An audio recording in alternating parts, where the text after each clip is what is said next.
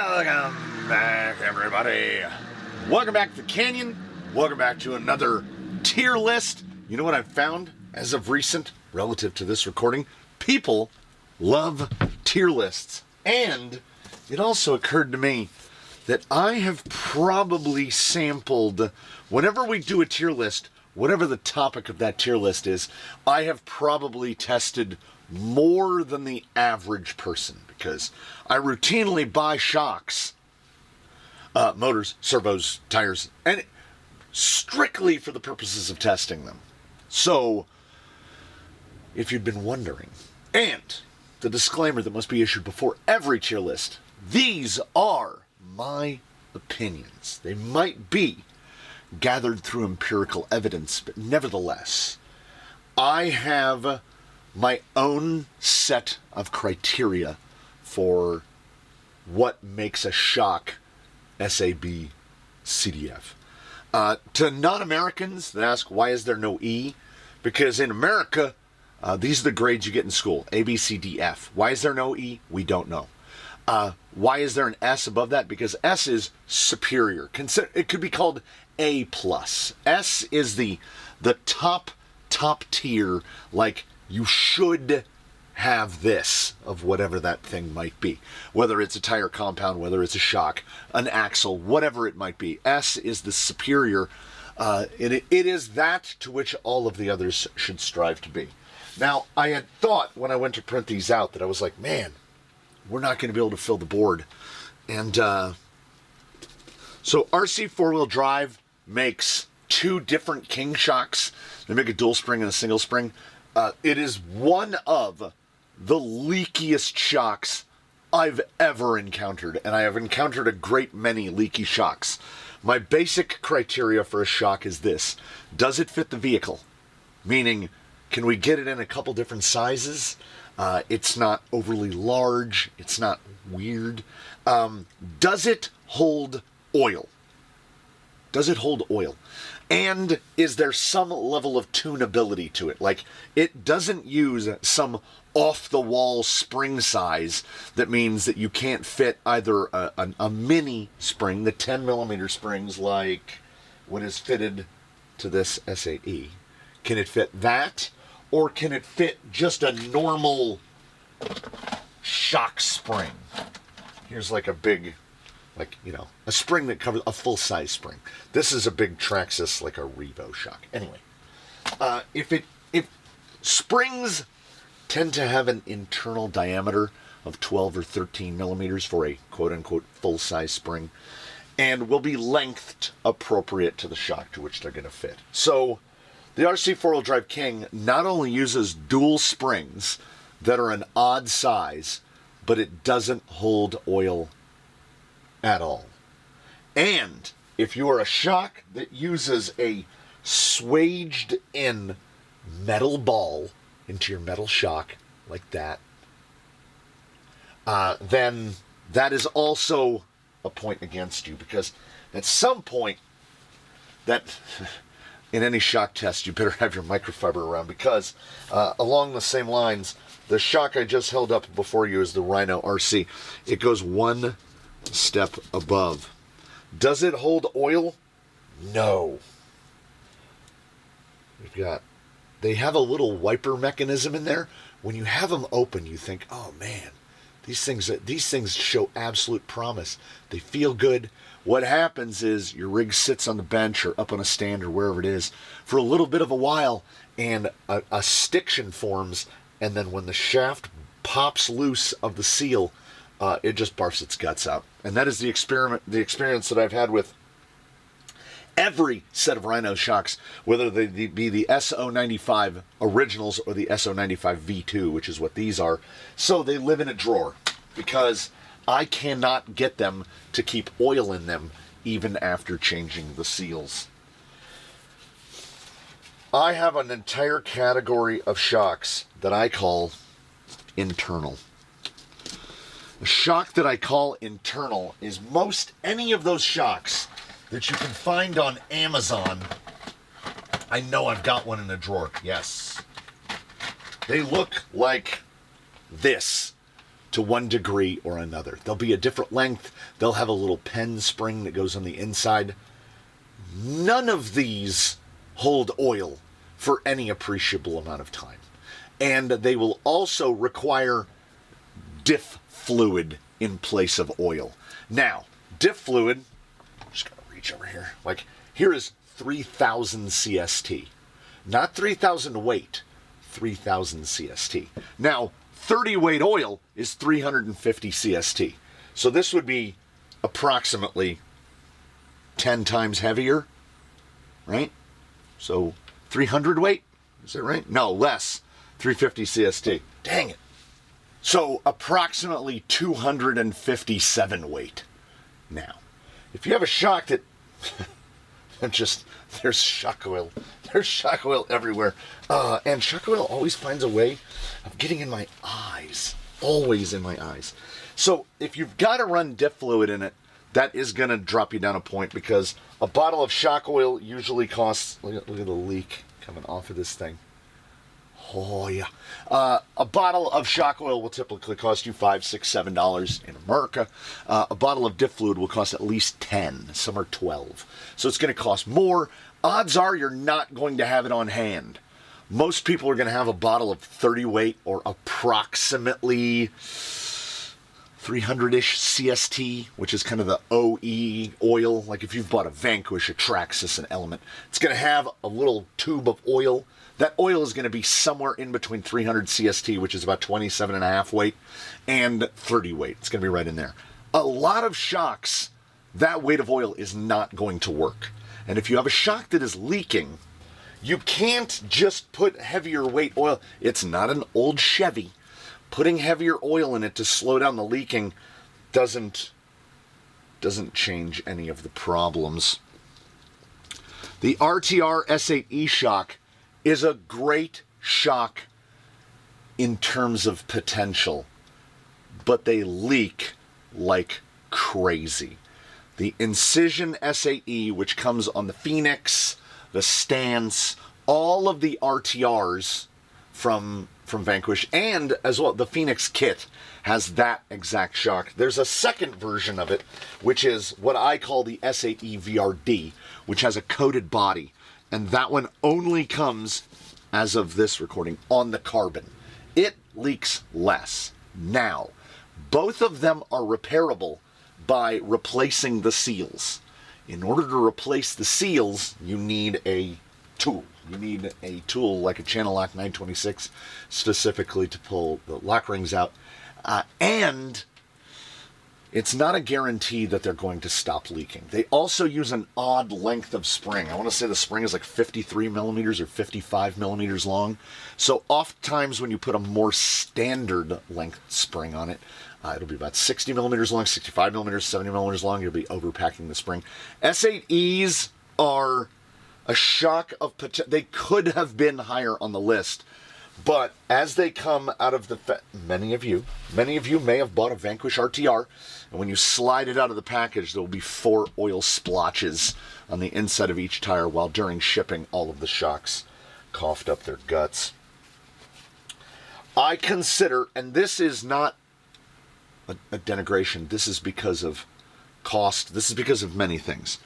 The stock Element shock on the SE vehicles, so the U-Tron and the Sendero SE, is what I would hope to be an average shock. They don't leak. They are the exact same size as the other 2 variants of Element shock. They've got a bleeder cap. They are an emulsion shock, so they don't use a bladder. They have a bleeder cap. But, well, what we do here in the crawler world doesn't really require a shock to be all blinged out and metal and have all these things. An all-plastic shock is a cost-saving measure. It's also a weight-saving measure. They're very light. But when you're tightening the top of this down, you can feel a point where you go, if I keep turning this, because I use a little tool like this that insert through here, and that's where I tighten it down. You can feel right there, I'm right at it. If you keep turning, those plastic threads and those plastic threads are just going to go whee and just spin loose on each other. And it feels the same way at the bottom. So you're always kind of like am I getting that to the right tightness? But they're a perfectly serviceable 90 millimeter shock. They are the perfect right there in the middle. A C grade on a shock is not like, oh, it's ruined. If you bought a U-Tron or a Sendero and it comes with these shocks, they are absolutely perfectly serviceable. They hold oil. They fit the vehicle. They can fit both sizes of springs. They can fit the 10 millimeter springs or the regular size springs, which gives you a lot more tuning options. You can pop the plastic hollow balls out and pop regular ones in.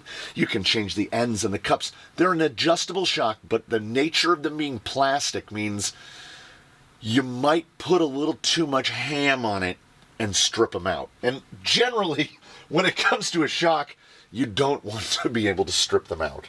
So we'll just run through the elements. I would put the Element RTR shock as a B grade shock. That is the alloy bodied. It looks exactly like that gray one, only the middle part is silver. And then the A tier, we're going to put the Element Factory Team, which is hard anodized raw aluminum plastic. Why the Element Factory Team in A tier and not S tier? Because the Element Factory Team is what I call the best shock you should never buy. Because Element sells them for $90 a set. And for $90, you can get into real stuff. Now, if you've bought a builder's kit or you've come across, if you see those in an RC swap meet, buy them. Because never will you have a set of those and replace them with something else. But at $90, it's a little too steep. Honestly, if those were $70 instead of $90, hard S tier on the Element Factory teams.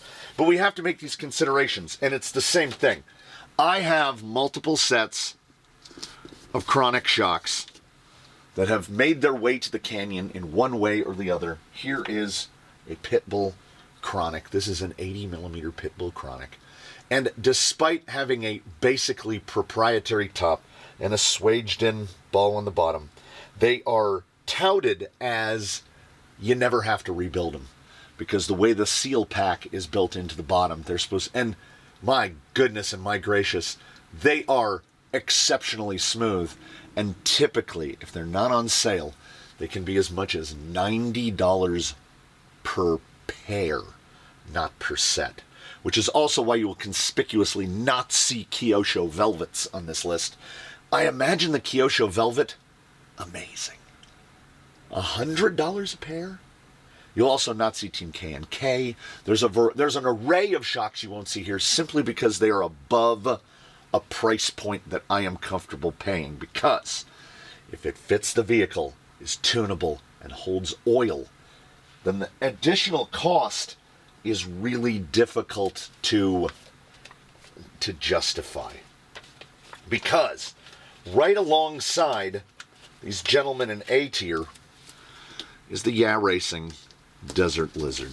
There are many people here on the place we call the internet that will denigrate the Desert Lizard in one way or another and treat it as if it is some sort of low-rent Dollar General. Oh, I would never run those because I only run Velvets.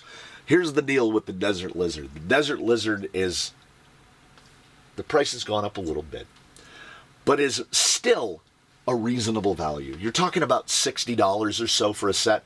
They come in an array of lengths, from 90 to, I want to say the longest, or 120. They are internally sprung, so if you're one of those people that you're like, full droop life, bro, that's your shock. You can run them without springs if you want. Just run no springs in them. You can run them in conventionally sprung internally, half droop, full droop. The issue with the Desert Lizard is they are a bit tricky to fill. And when the first time you go to fill them with oil, you will make a big old mess. A big old mess. It's almost guaranteed. And they use a little proprietary ball at the top.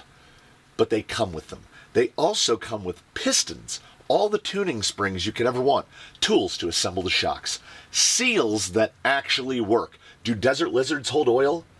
1,000% yes. I had a set of 6 of them fitted to my 6x6, and when it went in for a full service and chassis replacement, those shocks had been fitted to the vehicle for over 2 years.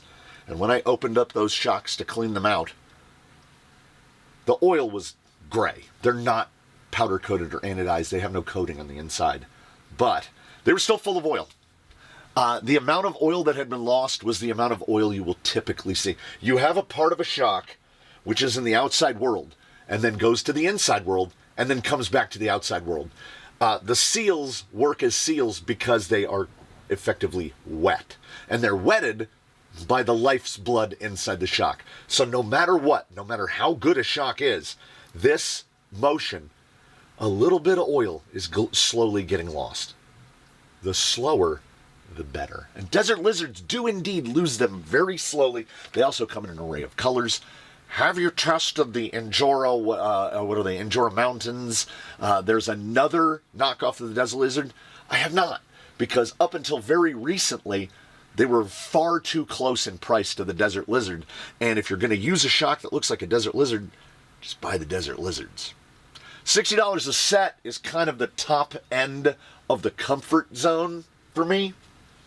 And I think that makes sense. Now, I have ones that I'm trying to consider, and I'll get to it. The axial, I just made an entire category that I call axial RTR. Every single one of them leaks. 10-3, Base Camp, Capra, you name it. I do have a separate category for the Rift and Guillemot shocks. For some reason, oh man, the print kind of overlapped. So we're going to be putting one on that's kind of half cut off. The Rift and Guillemot shock is the same shock. Just the Guillemot version has the threads turned off on the outside. They're the exact same shock. And for whatever reason, they leak a little bit less than all of the other axial shocks. Every single axial shock, and it should actually not say RTR, but it does, because even the kit shocks, Base Camp kit, the Capra kit, which you can't get anymore, but back in the days of the Capra kit, they all leak. If you run them upside down, they leak a little more slowly because gravity works in your favor, but they all leak. Every one of them leaks to the point where, much like the Vanquish, there'll be a big puddle of oil, but the tolerance on the incision stuff is better. Do a shock test. When you're working with a shock, grab the shaft and see very little. That side-to-side wiggle, in some shocks, you will see a grotesque amount of side-to-side wiggle. And the more side-to-side wiggle you have, the much easier it is. Any side load on that shock is going to shift that shaft against the seals, and a little bit of life's blood is going to poop out the bottom. And we want them to leak as slowly as possible.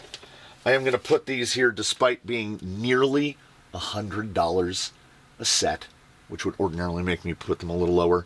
The shocks by Friction are a B-grade shock. They are very good. They feel very smooth. In the relatively limited amount of time that I've had a set in service, I would consider them to be almost worth the money. I picked up a set at $40 a pair, primarily for testing purposes. So for $80 for the set, which is kind of high, you're getting close to the Element Factory teams. They do come double sprung. The sprungs don't really fit much of anything, but they are well built, they're well made, they look nice. If you're comfortable, if $100 is your top cap for shocks, you might put the Friction and the Element Factory team right side by each, because you can get these in a variety of lengths. And they come with different rod ends, so you can split the difference. Instead of the Element Factory team that only comes in 90, the Frictions, I want to say they sell them in 85, 90, and then like 95, 100, and like because they run the different rod ends. But the amount of collapse on the shock doesn't change. They are nice. They're smaller bore. That's not really a factor for us. If they were cheaper, they would go a little higher. But they're not, so they don't. The 10 Pro. I'm going to put the 10 Pro right here in B. Because the 10 Pro axial shock, I have one.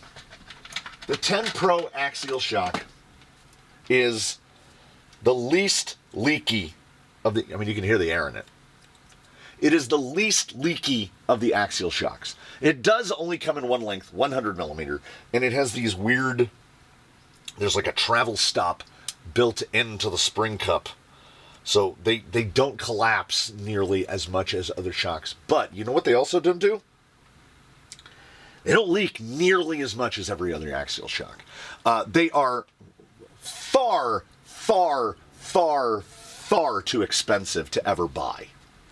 Don't go out and buy these. They're like $50 a pair, $60 a pair. They're grotesquely overpriced. But it has become routine now that we've watched 10 Pro kits go on sale for like $200. So why would you buy $120 worth of shocks when you can get a whole vehicle for for $80 more?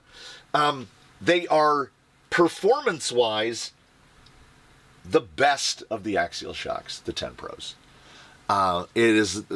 I wish they made a 90 millimeter version, but for whatever reason, Axial loves 100 millimeter shocks. They absolutely love them.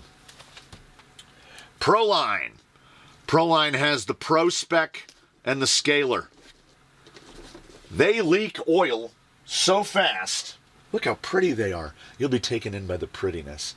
They don't use a standard size spring. They use a dual spring, and you'll notice there's virtually no collapse in the bottom half, so this is far too heavy. Unless you're fitting this to a vehicle that weighs, I don't know, 14 pounds, and it won't matter because they will blow, well, you can see how chunky they are.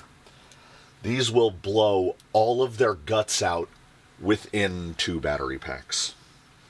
Proline, and this has been going on for a long time. Proline has gotten significantly better at doing a lot of things in recent years, and making shocks is not one of them.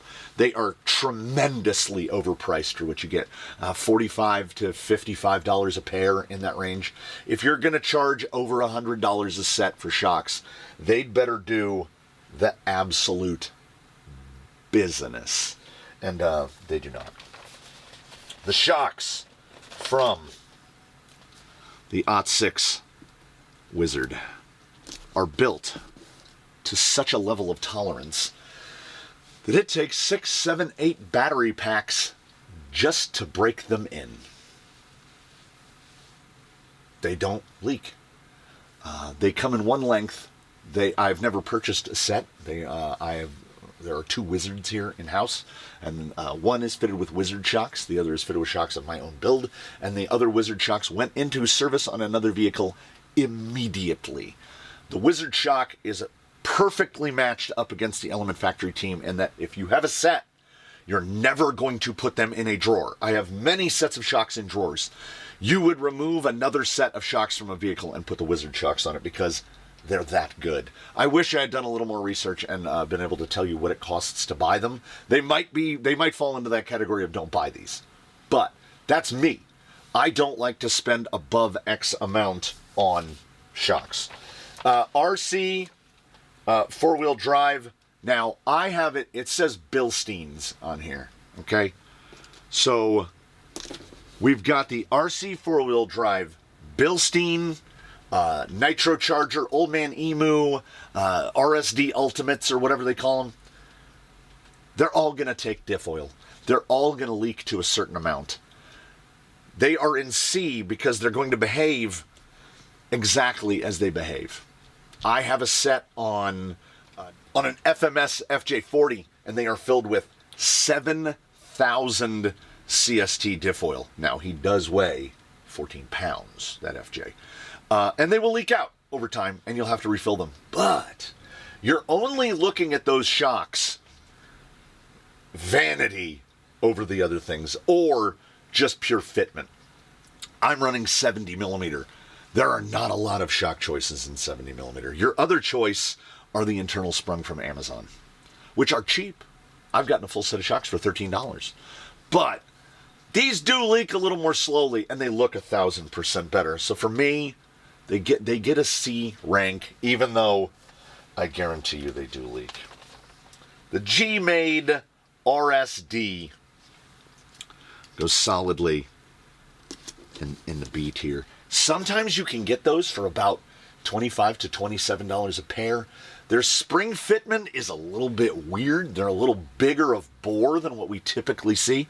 But I have a set that has been in service on a Zoku Phoenix for several years now. They're absolutely trouble-free. I mean, in terms of, hey, would you get these? They hover the line between B and C. Like, you put the money in my hand to buy a set of RSDs, I might buy something else. You know, I mean, the frictions cost too much to. Yeah, no, I think it looks great. MST makes an aftermarket shock called the TC70, so I have experience with it.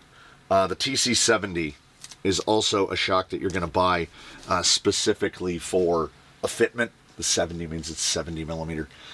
They also require diff oil, but they don't really leak that badly. They use a weird spring of their own, but you can kind of cobble bodge other sizes of springs onto them. Again, it's one of those things where the fitment there is because you need fitment. And you might notice, like we've gotten this far, there's nothing in S. I didn't intend it.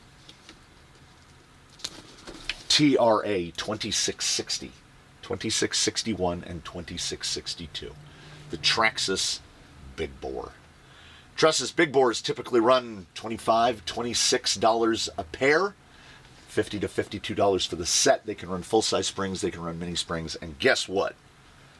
They don't leak. Traxxas Big Bore is basically as close as you can get to a trouble-free shock.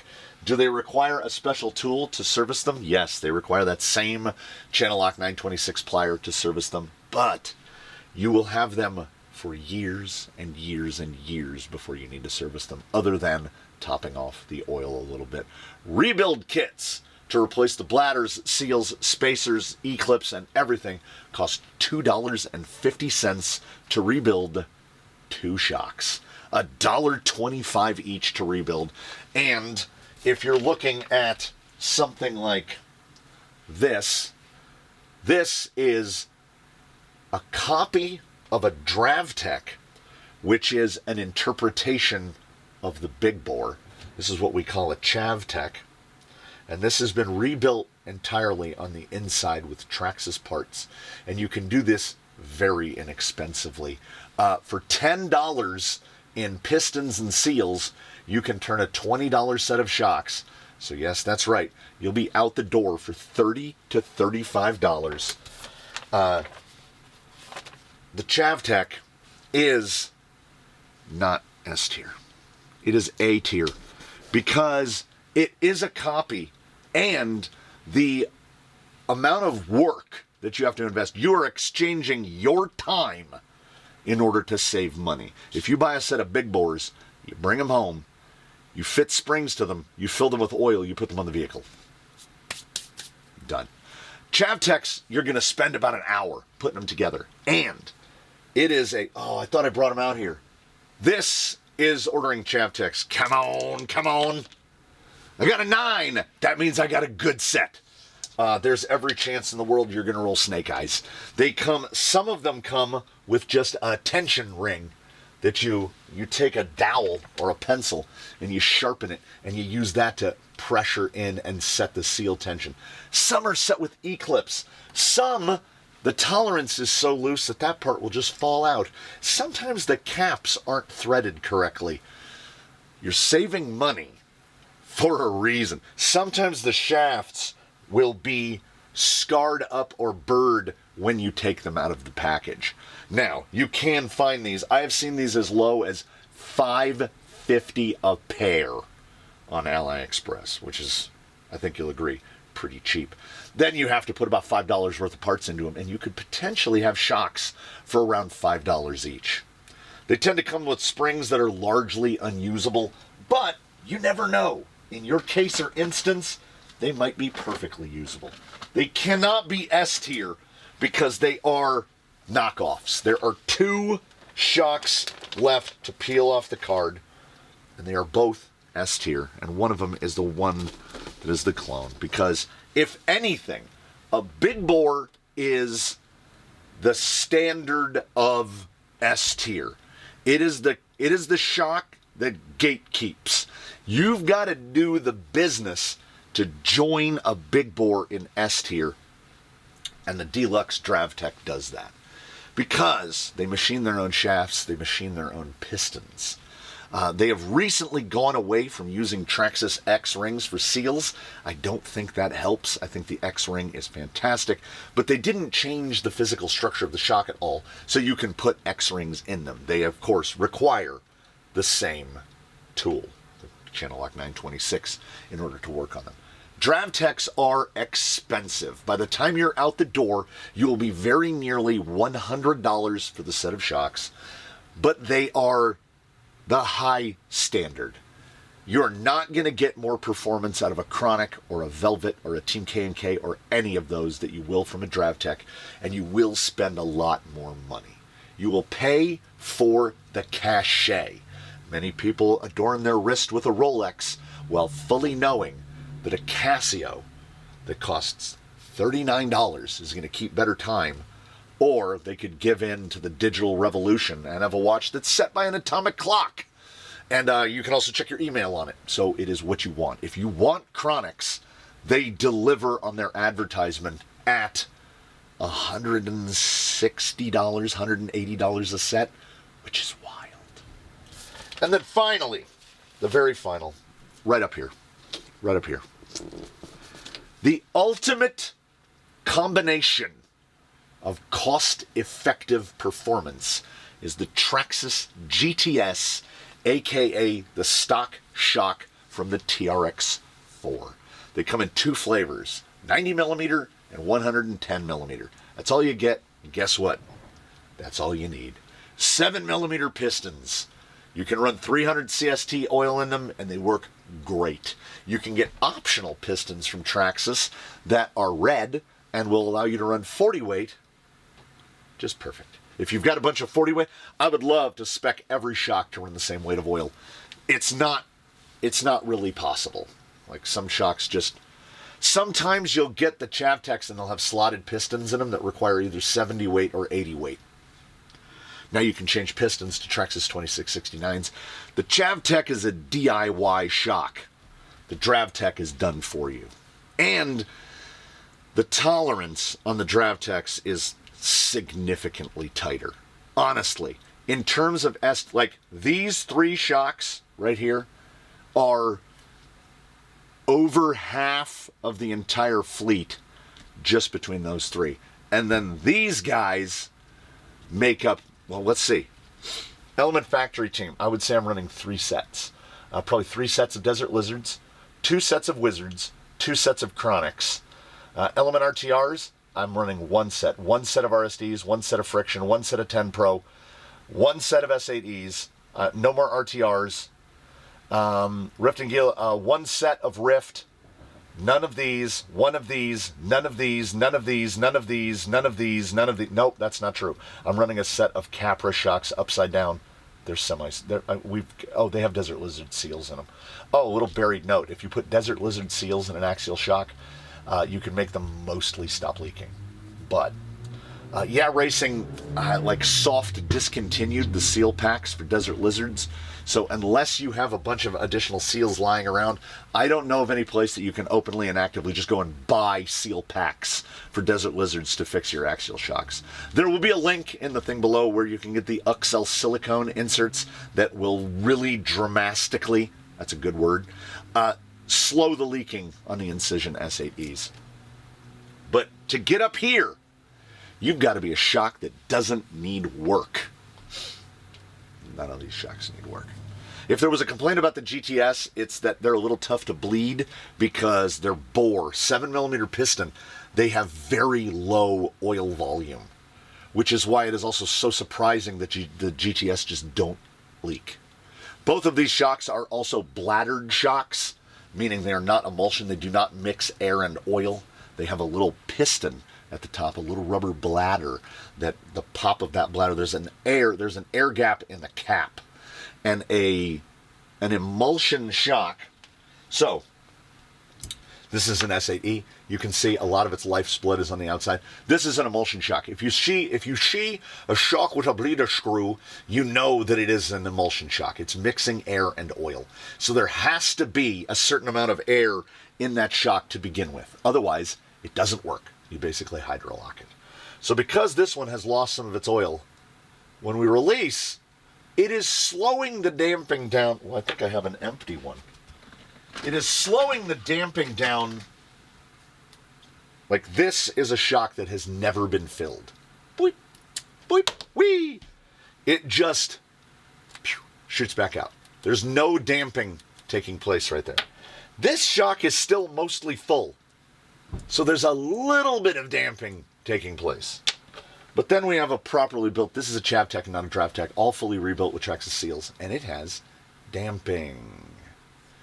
Because you want that shock action to slow down. And the problem is, most of these guys down here, they're going to start off damping, and then they're going to cough up their guts at such rate that within a battery pack or 2 or 3, you're going to be like, I used to be able to make this side hill, and now I can't make it anymore. Yeah, because the stuff that was enabling you to make that side hill lives outdoors now. So shocks have kind of about the distribution I thought they would. We go 3, 5, 5, 5, 4, 1. We've got a, it still comes out, it's still a bit of a bell curve, and over time, there'll be more. I just ordered some SSD scalers because I've never tried them. Like, I know what works. I could fill the whole fleet with just these 3, or just these, like this group. Never bought any Chronics, but I have 2 sets. What would my recommendation be if you have limited funds and you're only going to buy 1 set of shocks, and you're not sure about what your rig's final setup, layout, all that stuff is going to be? Desert Lizards. Because they come with all of the extra bits. Pistons, springs. A pack of Desert Lizards, when you open them up and pull the shocks out, you can legitimately fit them to a vehicle that weighs anywhere between, and I would say honestly, 4 and 15 pounds. I mean, most other shocks, it's incredibly rare to pull a shock out of a package and the spring that it came with, you went, oh, hey, these work. They're always either, they're always too heavy. They're always sprung too heavy. Except the 10 Pro. 10 Pro gets points, bonus points there. So there it is. There's my list. Big Bores, GTS, and DravTech. Honestly, it's over half of the fleet in just those 3 shocks. I probably have 12 sets of GTS, 8 or 10 sets of Big Bores, and DravTech's probably right behind the Big Bores. And then this is just the economical flavor of that. So, and then this is just a version of that. So Big Bore, DravTech, Chavtech, if we roll them into one ball, it's most of what's here because they work, and bladdered shocks are smooth. Traxxas X-rings don't leak. Take it as you will. And if I have one parting note, many times, like if you've bought a TRX4, you have absolutely no reason to change the shocks. None. Most RTR shocks are just that. They work well enough to keep the axles out of the inside of the vehicle. But the GTS on this list, in terms of RTRs, yeah, because the factory team only comes in kits. Wizard is an RTR, is a kit shock, but like in terms of an RTR shock, yeah, the GTS is miles ahead of every tire shock in terms of RTR shocks. So, that's that. If you have any questions about the shocks that you see on this list, please do ask.